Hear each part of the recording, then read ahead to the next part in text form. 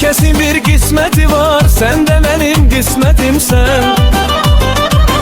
Yüreğimi beğendi, mene əziz doma kessen. Hiç gözlemediğim anda birden sen karşıma çıktın. O mesum gülüşlerinle ağlımı başımdan aldın. Soyadım soyadın olsun, ömrüm sana kurban olsun. Elini vereyim zata, hoşbəxtliyə andımlaya. Soyadım soyadın olsun, ömrüm sana kurban olsun. Elini vereyim zata, hoşbəxtliyə andımlaya.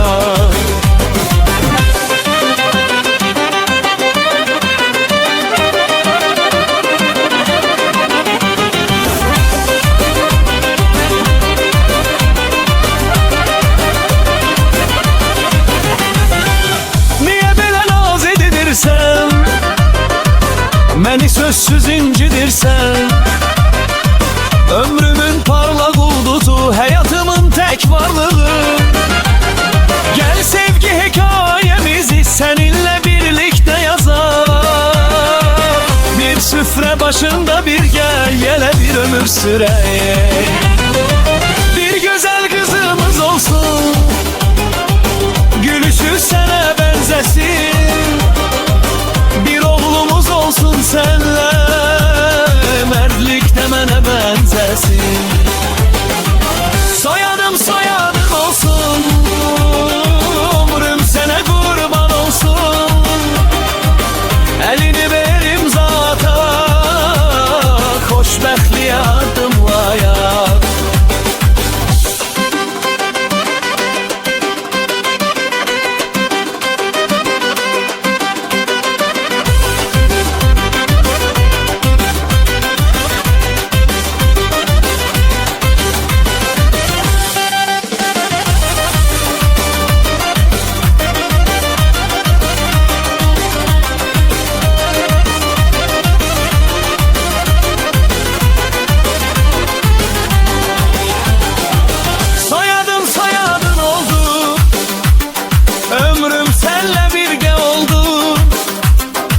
Seninle imzanı attık, hoşbəxtliyə adımladık.